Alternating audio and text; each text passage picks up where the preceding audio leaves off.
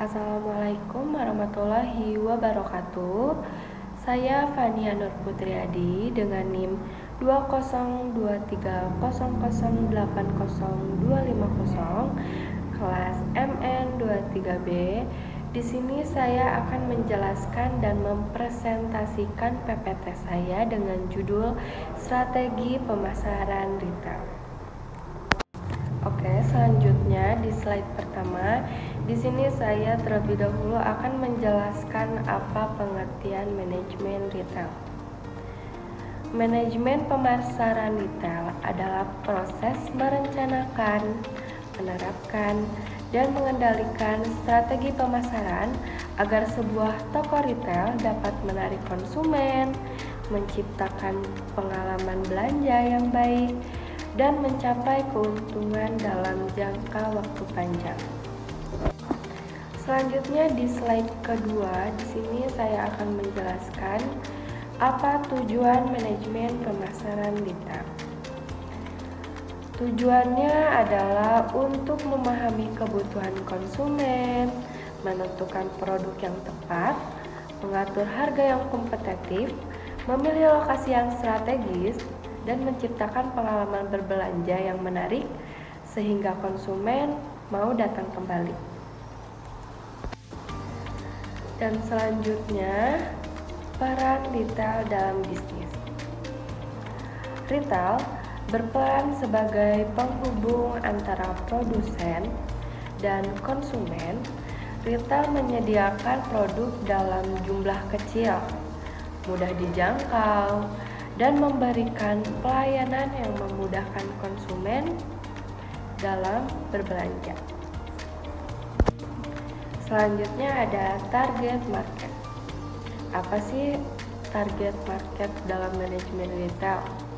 Yaitu target market adalah kelompok konsumen yang menjadi sasaran utama. Contohnya ada di toko kosmetik yang menargetkan kosmetiknya itu di kelompok remaja perempuan dari usia 15 sampai usia 22 tahun.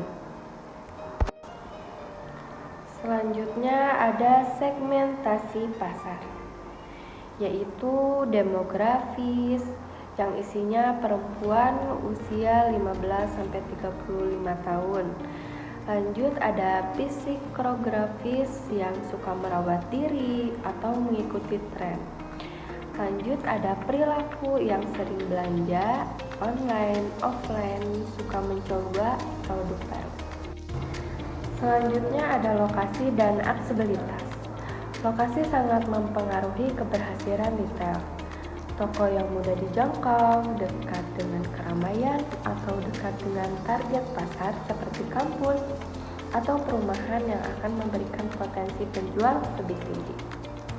Jadi, aksesibilitas yang baik seperti kemudahan parkir, berada dekat transportasi umum, atau berada di pusat aktivitas masyarakat, membantu konsumen merasa nyaman saat berbelanja. Semakin mudah konsumen mencapai toko, semakin besar juga konsumen mereka menjadi pelanggan tetap. Terus pemilihan lokasi bukan hanya tentang keramaian, tetapi juga tentang kesesuaian dengan target pasar. Jika toko menyasar mahasiswa, lokasi dekat kampus akan lebih efektif. Selanjutnya ada promosi dan komunikasi. Promosi dilakukan melalui media sosial, diskon, bisa juga bundling, loyalty program, atau kolaborasi dengan influencer. Tujuannya untuk apa? Untuk menarik pelanggan baru dan mempertahankan pelanggan lama. Jadi, promosi dan komunikasi merupakan bagian penting dari strategi pemasaran. Promosi dilakukan dari berbagai saluran seperti yang tadi, media sosial, bisa juga iklan, produk diskon, event, atau kerjasama dengan pihak-pihak lain. Untuk apa? Untuk meningkatkan visibilitas produk. Komunikasi yang efektif juga membantu membangun hubungan baik dengan pelanggan, memperjelas manfaat produk, dan menciptakan citra merek yang positif. Jadi penjelasan fokus utama pada tujuannya itu adalah promosi dan komunikasi adalah memperkenalkan merek, terus menarik perhatian pelanggan, serta mempengaruhi keputusan mereka untuk membeli. Selain itu juga komunikasi yang konsisten berfungsi menjaga hubungan jangka panjang sehingga pelanggan tetap loyal. Berikutnya ada tantangan dalam manajemen retail. Apa sih tantangan dalam manajemen retail itu? Manajemen retail itu ada perubahan tren, persaingan ketat, digitalisasi, serta tuntunan konsumen terhadap kecepatan dan kualitas pelayanan menjadi tantangan yang harus dihadapi retail saat ini. Jadi, dalam manajemen retail, pelaku usaha juga harus menghadapi tantangan terkait efisiensi operasional. Mulai dari pengelolaan inventory yang akurat, pengendalian biaya, hingga optimalisasi rantai pasok. Agar apa? Agar produk selalu tersedia tepat waktu.